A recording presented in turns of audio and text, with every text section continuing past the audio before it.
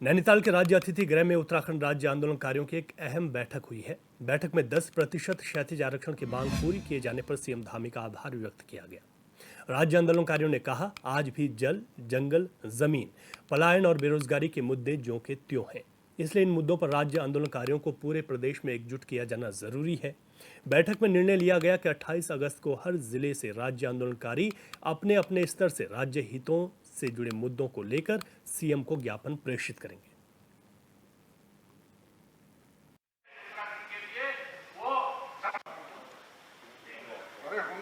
माननीय मुख्यमंत्री जी को हार्दिक बधाई देनी है कि उन्होंने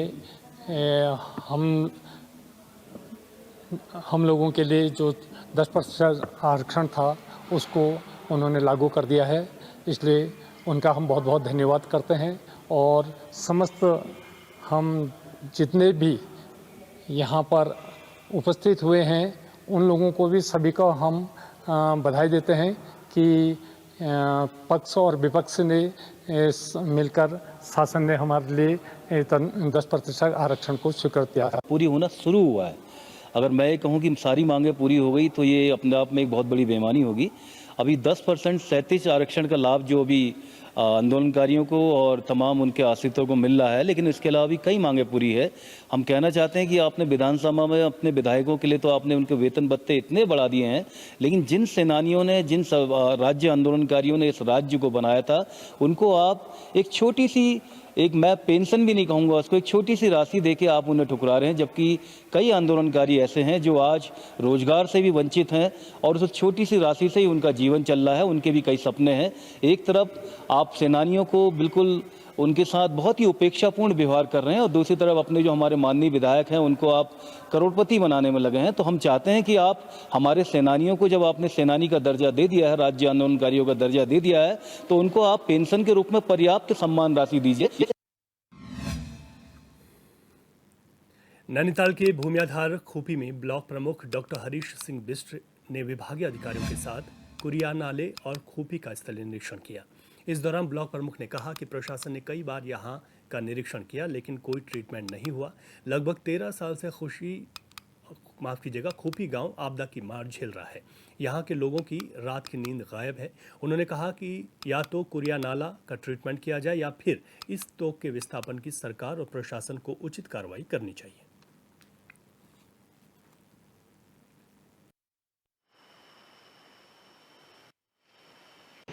सर, यहाँ सारे नुकसान हो गए हैं, जैसे कि ऊपर से सारा मलबा सब इसी साइड में आ रहा है, नीचे को बहुत सारे कटा हो रहा है नीचे को। हर बार प्रशासन द्वारा भी इसका निरीक्षण किया गया। ये टिकाऊ भूमि है भी नहीं और ये डेंजर जोन में आ गया है और इसमें हर बार ट्रीटमेंट करते हैं, लेकिन मुझे नहीं लगता ये सुरक्षित गांव रहेगा। इसका या तो पलायन ही हो और ट्रीटमेंट नाले के द्वारा अगर किया जाए तो थोड़ा बहुत राहत मिल सकती। जो 10-12 घर हैं उनको राहत मिलेगी, उससे ऊपर वाले घरों को, नीचे घरों में तो बहुत बड़ी बड़ी दरारें पड़ गई हैं, जिससे मकानों को क्षतिग्रस्त तो होना ही, मतलब छोड़ के लोग अपने घरों को दूर दूर निकल गए हैं, पलायन। जो लगातार विगत कई वर्षों से धंस रहा है। इससे पूर्व भी यहाँ पर पूर्व अधिकारी आए थे, जब यहाँ की जी जिलाधिकारी थे तो वो भी आए थे। विस्थापन की बात तब भी हुई थी। आज 12-13 परिवार फिर से यहाँ पर मौत के साए में जी रहे हैं। तो कहीं ना कहीं इनको या तो विस्थापन किया जाए या फिर नीचे नाले का ट्रीटमेंट किया जाए, क्योंकि जो कुरिया नाला नीचे से बह रहा है, मेन इस जमीन को बैठाने का श्रेय उस कुरिया नाले को जाता है। और कुरिया नाला और भूमियाधार के बीच में अगर आप चैनलाइज करते हुए पानी को अगर आगे तक ले जाएंगे, अगर आधा किलोमीटर 1 किलोमीटर तक, तो मैं इस बात को दावे के साथ कह सकता हूँ। और भूगर्भ वैज्ञानिकों से भी मेरी बात हुई है, वो उनका भी कहना यही है कि अगर नाले को सही तरह से ट्रीटमेंट कर दिया जाए तो ये खूपी जो गांव है, जो अनुसूचित गांव है, तो ये बैठना बंद हो जाएगा। तो ये जो खूपी में लोग जो जीवन और मृत्यु के बीच में रात्रि गुजार रहे हैं, तो उनको कहीं ना कहीं राहत मिलेगी। नैनीताल के भीमताल में आपदा से हुए नुकसान और भूकंप को लेकर भीमताल विकास भवन में मॉक ड्रिल हुई है। इस मौके पर एनडीआरएफ, एसडीआरएफ, आईटीबीपी समेत जिला प्रशासन, पुलिस प्रशासन और अन्य संस्थाओं से जुड़े लोगों ने मॉक ड्रिल में हिस्सा लिया। इस मौके पर घटना का स्थल स्कूल का और ब्लॉक बनाया गया, जहां पर लोगों को आपातकालीन आपदा स्थल पर पहुंचाया गया। इनमें से तो उसी में जो हमने एक सिनेरियो क्रिएट किया गया था कि जीआईसी में 14 लोगों का और विकास भवन में और ब्लॉक कार्यालय में 4 लोगों का रेस्क्यू करना था। वो हमने आज मौका एक्सरसाइज में किया है। एनडीआरएफ की टीम के द्वारा, एसडीआरएफ की टीम के द्वारा बहुत अच्छा रोल प्ले किया गया है और हमारी जो डिस्ट्रिक्ट एडमिशन टीम है उनको द्वारा भी अपना अपना रोल जो आईआरएस सिस्टम में जो दिया गया है उसका अच्छा रोल प्ले किया गया है। आने वाले समय में अगर कभी ऐसी कोई घटना होती है, अप्रिय घटना घटित होती है, तो हम उसके लिए रेडी हैं। रुड़की में मां बेटी के पवित्र रिश्ते को शर्मसार करने वाला मामला सामने आया, जहां एक लड़की ने अपनी मां पर यौन शोषण करवाने का आरोप लगाया है। लड़की ने बताया कि उसकी मां ने अपने स्वार्थ के लिए दूसरी शादी की और फिर अपने दूसरे पति से उसका यौन शोषण करवाया। साथ ही लड़की की अश्लील वीडियो बनवाकर उसे ब्लैकमेल भी किया जा रहा है। अब युवती ने मामले की शिकायत पुलिस को देकर इंसाफ की गुहार लगाई है। इसकी माँ इसका 3 साल से यौन शोषण कर रही थी और ये हमारे पार्लर में हम गरीब बच्चों को काम सिखाते हैं, वहाँ सीखने के लिए आ गई थी। इसने सब बात हमें बताई। हमने इसकी माँ की शादी जो है जयपुर में करा दी। मैंने भाई तुम्हें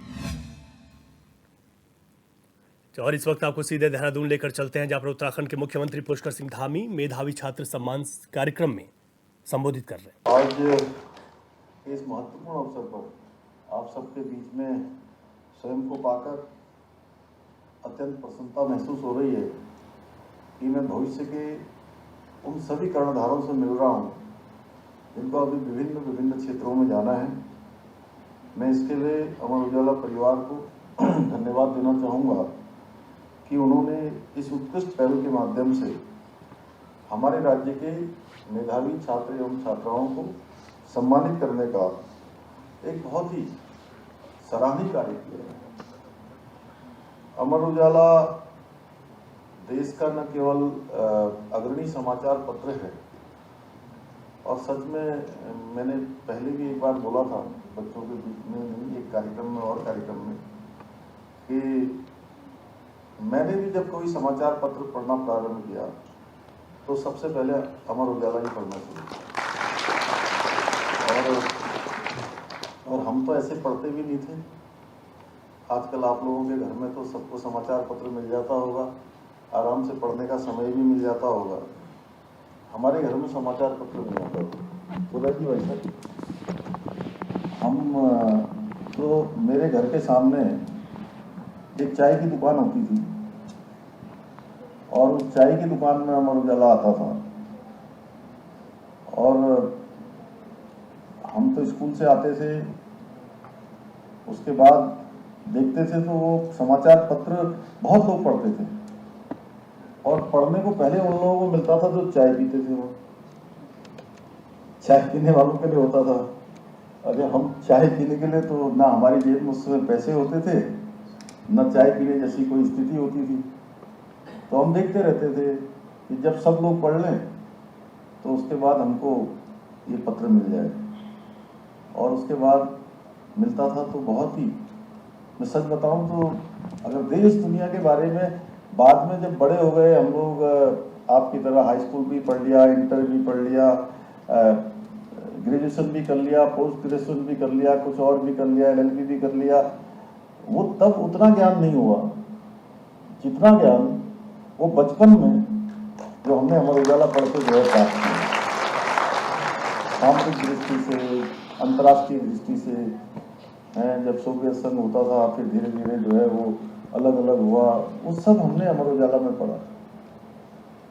तो मैं अकस्मात में आज मुझे आपको देख के याद आ गई, क्योंकि वो आप मुझे बचपन से जानते हैं विश्वविद्यालय के ज़माने से। तो मैं अमर उजाला के बारे में यही कहूँगा कि अपनी जो निष्पक्ष पत्रकारिता है राष्ट्र निर्माण में अपनी महत्वपूर्ण भूमिका के लिए अमर उजाला जाना पहचाना जाता है। अमर उजाला फाउंडेशन द्वारा आयोजित इस प्रकार के कार्यक्रम न केवल हमारे छात्रों के लिए प्रेरणा का स्रोत बनते हैं, बल्कि उनका प्रोत्साहन करते हैं और उनकी कड़ी मेहनत आगे जो उनको करनी है उसके लिए भी इस प्रकार के कार्यक्रम प्रेरित करते हैं। उत्तराखंड के मेधावी छात्र जो आज यहाँ पर सम्मानित हो रहे हैं। उत्तराखंड में पहाड़ से लेकर मैदान तक भारी बारिश का कहर जारी है। बीते 21 अगस्त को हुई भारी बारिश की वजह से डोईवाला विधानसभा के सोड़ा सरोली ग्राम पंचायत के सिलवालगढ़ क्षेत्र में बादल फटने से भारी तबाही मच गई। बादल फटने से जामन खाल से आने वाले नाले में अचानक पानी आ गया, जिससे किसानों की फसलों और घरों दोनों को ही काफी नुकसान पहुंचा। हालांकि शासन युद्ध स्तर पर राहत कार्य करने में जुटा हुआ है। वहीं डीएम ने भी आपदाग्रस्त क्षेत्र का निरीक्षण किया, तो वहीं हरिद्वार सांसद त्रिवेंद्र सिंह रावत के भाई वीरेंद्र रावत ने भी क्षेत्र का निरीक्षण किया और प्रशासन को जल्द से जल्द राहत कार्य करने के निर्देश दिए हैं।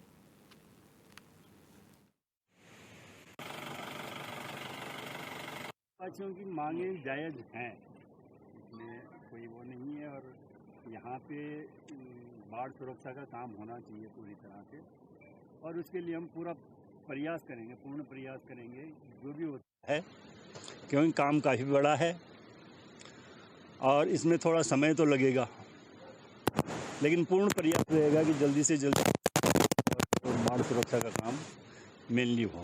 जाना है, सांसद जी अभी बाहर हैं, हमारे क्षेत्रीय विधायक भी यहाँ नहीं हैं, गैरसैंण में हैं, तो इसलिए मुझे आने में थोड़ा सा टाइम लगा कि स्वास्थ्य ठीक न होने के कारण। और बाकी लगातार गायत्री से पूछताछ भी हुई, सोशल मीडिया पे भी देखता रहा क्या चल रहा है क्या नहीं चल रहा है।